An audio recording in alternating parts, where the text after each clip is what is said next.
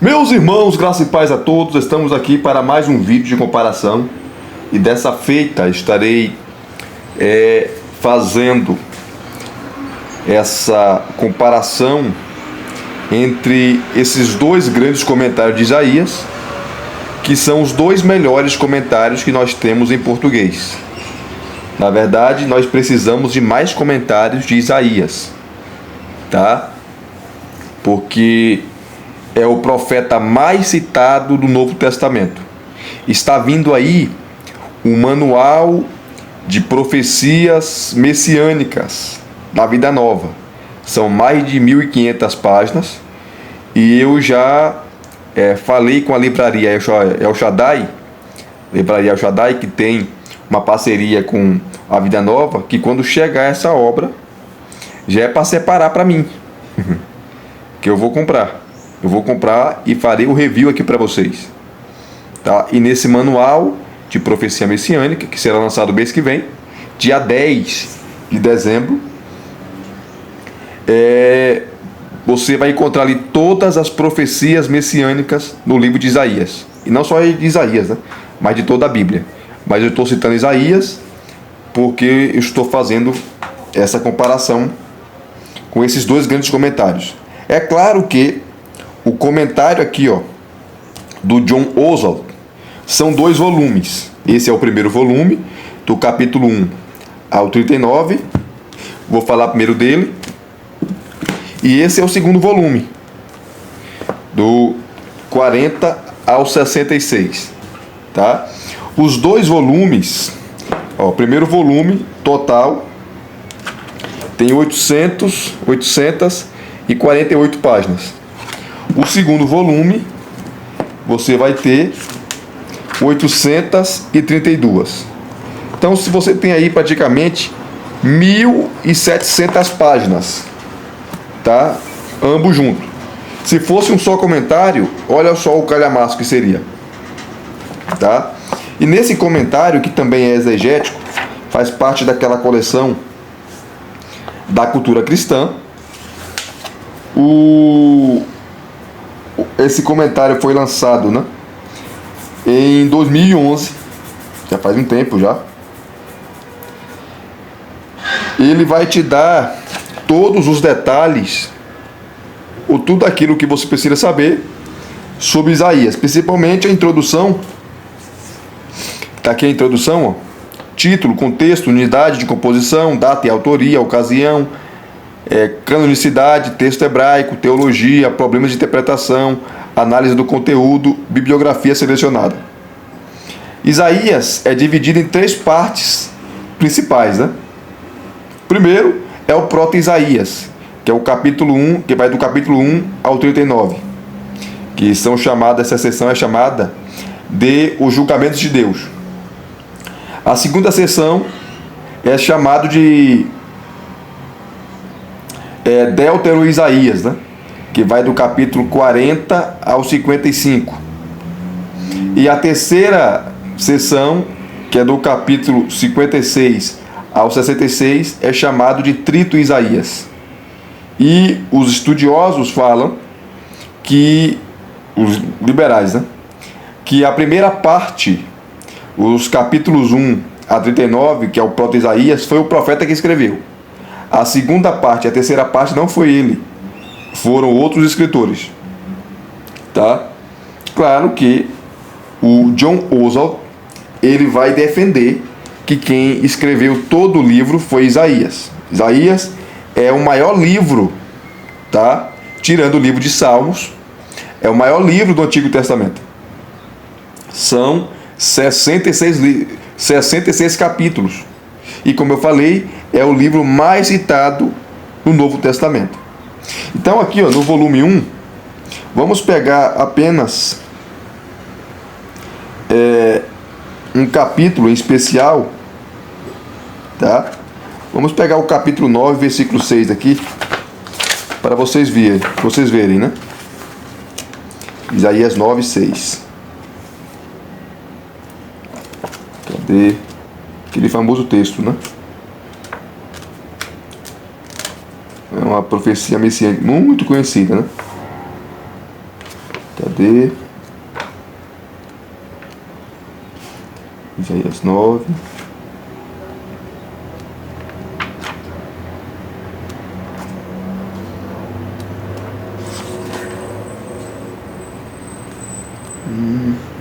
Aqui, ó.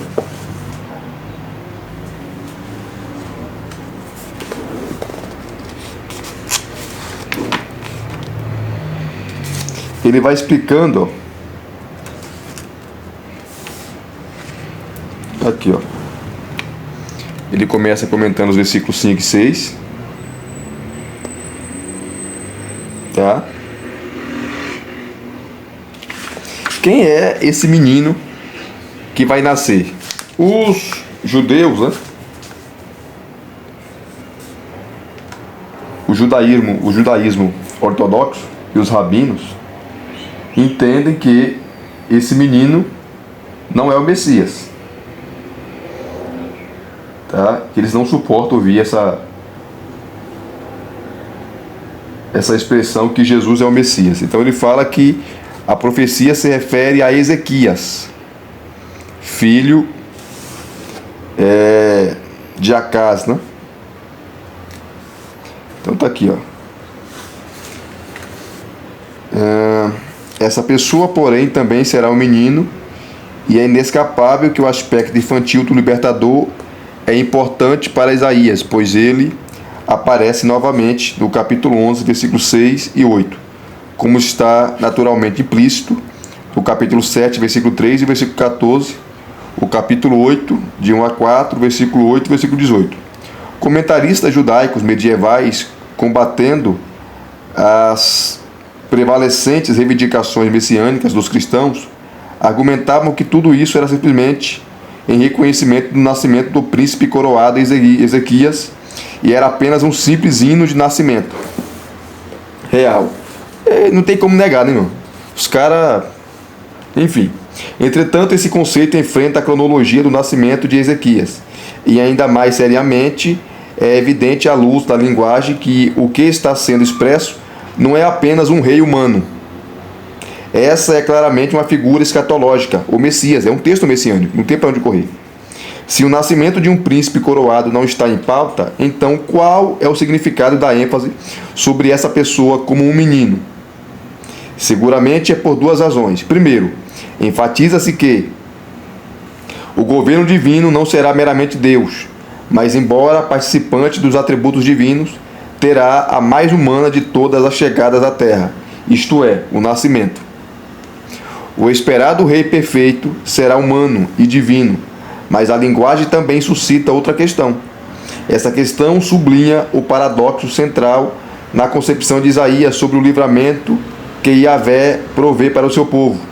Como Deus livrará da arrogância, da guerra, da opressão e da coerção? Sendo ainda mais arrogante, mais belicoso, mais opressivo e mais coercivo. Por certo que o livro de Isaías indica a miúde que Deus era bastante poderoso para destruir seus inimigos num só instante.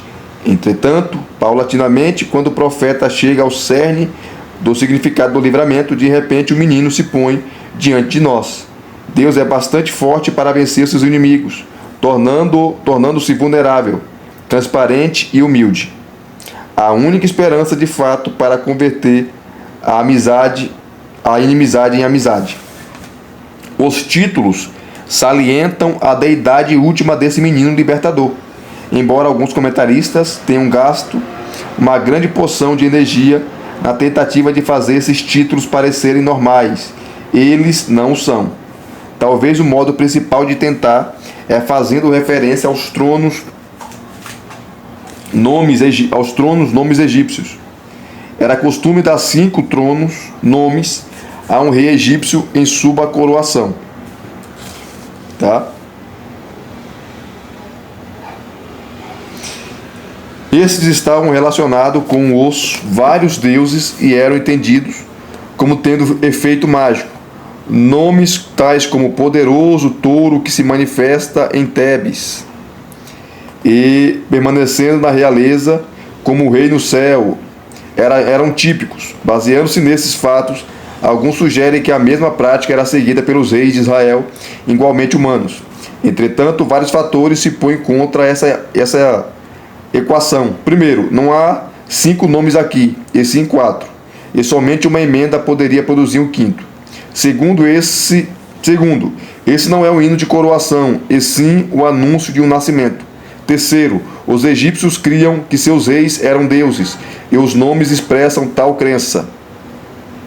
Os hebreus, porém, não criam nisso. Eles negavam que o rei fosse algo mais que o representante de Deus. Certamente que tronos, nomes, provavelmente eram usados em Israel. Mas não existe evidência de que era um tipo egípcio. R.A. Carlson argumenta dizendo que os títulos fazem parte de sua polêmica contra os assírios, um ataque às extravagantes reivindicações feitas pelos monarcas assírios sobre a própria sabedoria e poder. Sobre esse ponto de vista, o uso que Isaías faz de título significa que a sabedoria e o poder realmente pertenciam àquele rei a quem Deus lhe enviaria. Esse ponto de vista é muito mais semelhante que o do egípcio. Porém, permanece a questão de que um modo tão extravagante de intitular não era normal para os reis israelitas. Aí ele vai falando aqui, ó. Depois vai falar dos nomes desse menino, que não é humano. Tá? Ele é maravilhoso e conselheiro. Tá? Ao longo, especialmente da primeira parte do livro, a loucura da sabedoria humana é ridicularizada, pois geralmente em tal conselho faltava a sabedoria espiritual. À guisa de contraste em sua vinda, ele ministraria maravilhosos conselhos, infalíveis nas profundezas de sua sabedoria, pois é a verdadeira sabedoria que sabe que na fraqueza está a força, na rendição está a vitória e na morte está a vida. Então não pode ser Ezequias aqui, esse menino. Por isso, esse conselheiro é uma maravilha, porque seu conselho vai além do meramente humano. Muitos comentaristas descartam Deus poderoso como uma referência à deidade com base no fato de que a palavra Gibor pode ser o substantivo herói, bem como o adjetivo poderoso, ou que pode ser usado adjetivamente no sentido de grande. Daí liam grande herói. Salva a tentativa de negar a deidade à pessoa em questão. Contudo, não há razão para deixar a tradução tradicional. Sempre que El Gibor ocorre em outra parte da Bíblia, não há dúvida de que o termo se refere a Deus. Tá? Esse rei terá sobre si o genuíno poder de Deus, poder tão imenso que pode absorver todo o mal, o qual pode ser lançado nele até que nada seja deixado para lançar. Aí vem o Pai da Eternidade, ele vai explicar aqui. Então não pode ser um rei humano, né? Príncipe da paz, tá? O seu reino não terá fim, né? O zelo do Senhor dos Exércitos concretizará. Então ele explica e mostra que está fazendo referência a um rei humano. Então, ou melhor, ao Messias, tá? Ao Messias, ao nascimento do Messias, que é Cristo Jesus, né? Não tem para onde correr, não. Então, veja que comentário maravilhoso. E o segundo volume vai seguir a mesma toada, tá? Esse comentário do Alec Moutier, ele é muito bom, só que ele é resumido, gente. Ele é resumido. O Alec Moutier, ele já morreu e foi especialista em Isaías, tá? Se nós formos pegar a mesma passagem, eu já fiz o review desse comentário, tá, gente? Então aqui é só uma comparação, tá? Se você pegar a mesma passagem, deixa eu pegar aqui a passagem. Isaías 9, né? 105. Não tem como ele comentar profundamente, porque é um único volume, né? Ele deveria fazer no mínimo aí 2 volumes, 3 volumes. Porque o livro de Isaías é muito grande. Tá aqui, ó. 105. Ele coloca aqui o rei e seu povo, que vai do capítulo 7 até o capítulo 11, versículo 16. Então você vai pegar a mesma passagem. Vamos lá.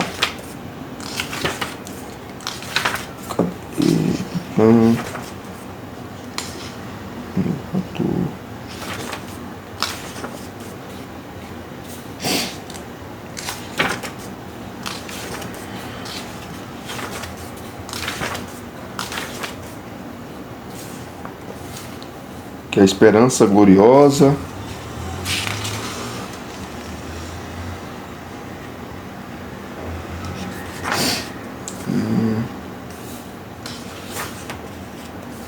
Brasil.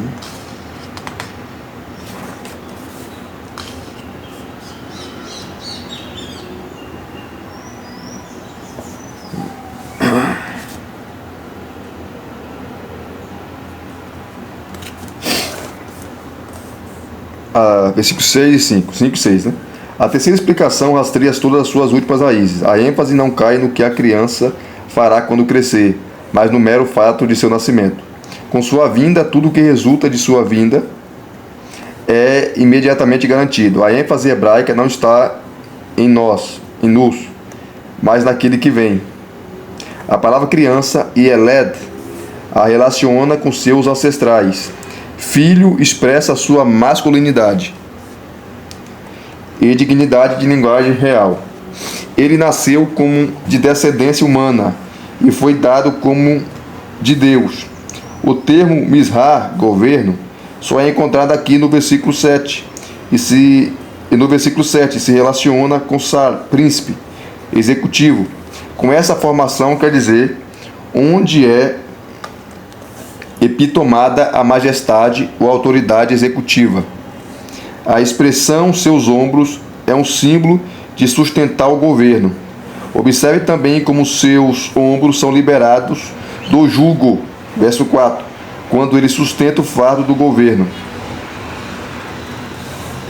Higren, ao comentar, e ele será chamado, e alguém chamará o seu nome, ou ele será chamado pelo nome, observa o costume entre os vizinhos de Israel de dar nomes de tronos, um protocolo real com frequência, com intenção programática. Ele sugere que esse pode ser o sentido de decreto, em Salmos 2,7, o nome divinamente dado, indicativo como deve ser o povo,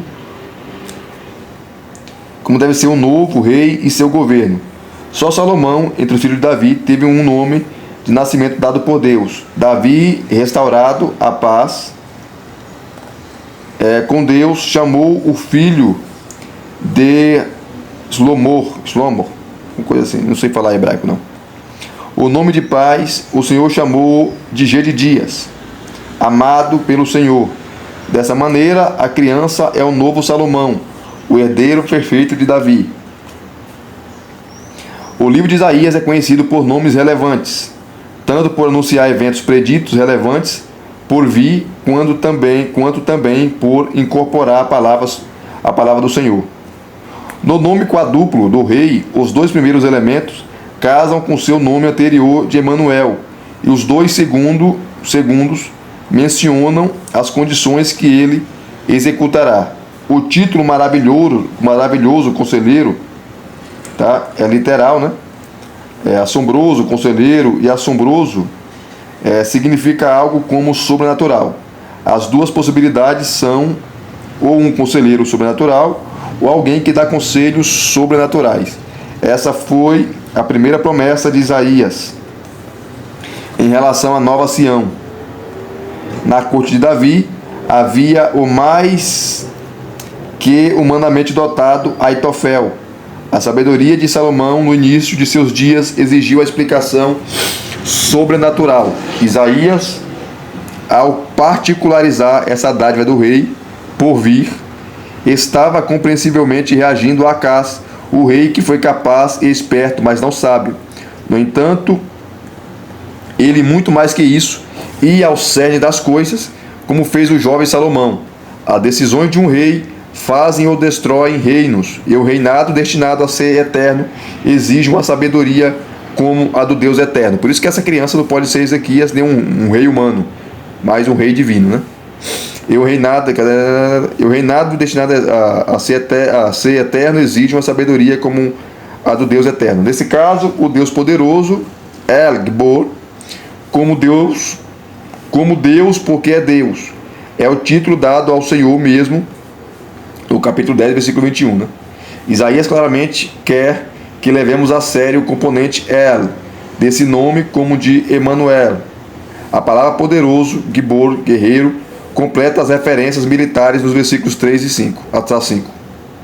Deus veio a nascer trazendo com ele as qualidades que garantem a preservação do seu povo, sabedoria e a libertação, a força do guerreiro, de guerreiro.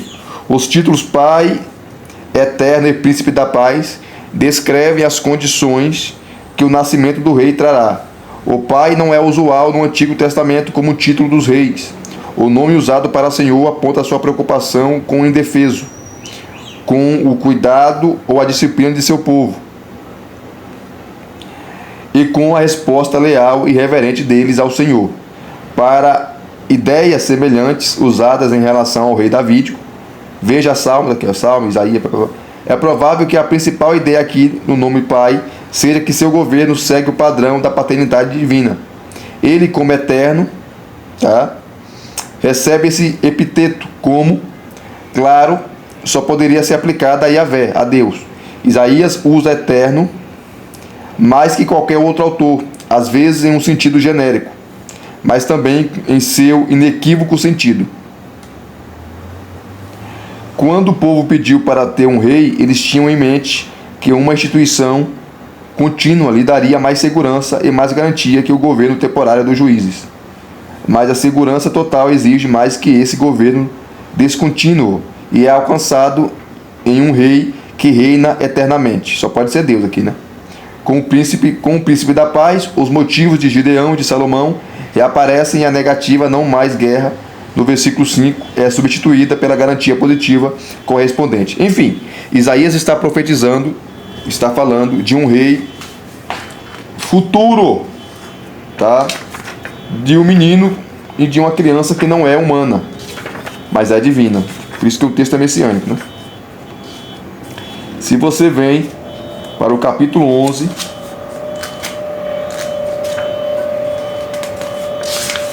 então, mesmo sendo um comentário de volume único, é um comentário maravilhoso. Ó, capítulo 11 de Isaías, a gloriosa esperança. Ele faz aqui uma rápida introdução. Depois você tem as divisões, tá? Por exemplo, primeira, os versículos 1 e 2. O tronco de Jessé, sua descendência e dotação. É um texto messiânico, tá? Versos 3 a 5, seu governo. Versos 6 a 9, seu mundo. A raiz de Jessé, sua preeminência e posição mundial naquele dia. Versículo 10. O braço do Senhor, segundo ato, o remanescente mundial naquele dia. Versículo 11.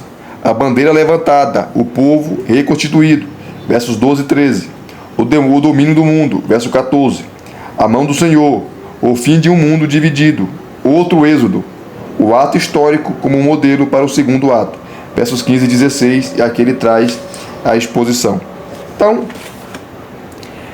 são dois comentários preciosos, maravilhosos, tá? E tá aqui o volume 2, esse é o volume 1, tá? Desses dois grandes comentários, para você que quer estudar o livro de Isaías, pregar sobre Isaías, esses dois comentários vão te ajudar e muito, porque são os dois melhores comentários que nós temos em português, tá? E são comentários exegéticos. Claro que o comentário do John Oswald, é muito mais robusto, porque são dois volumes. O comentário do Moutier é excelente, mas é mais resumido porque é um único volume, tá? E você tem aqui, no total, 728 páginas, tá? Então, o Moutier poderia fazer em dois volumes, né? Dois volumes, mas ele não fez. Fez em um único volume, escreveu um único volume. E se vocês gostaram desse vídeo de comparação, tá? Deixa aqui o seu like, deixa aqui os seus comentários, se inscrevam no canal se você não é inscrito e acione o sininho para receberem todas as notificações. Graça e paz a todos mais uma vez. Deus em Cristo vos abençoe. Até as próximas comparações.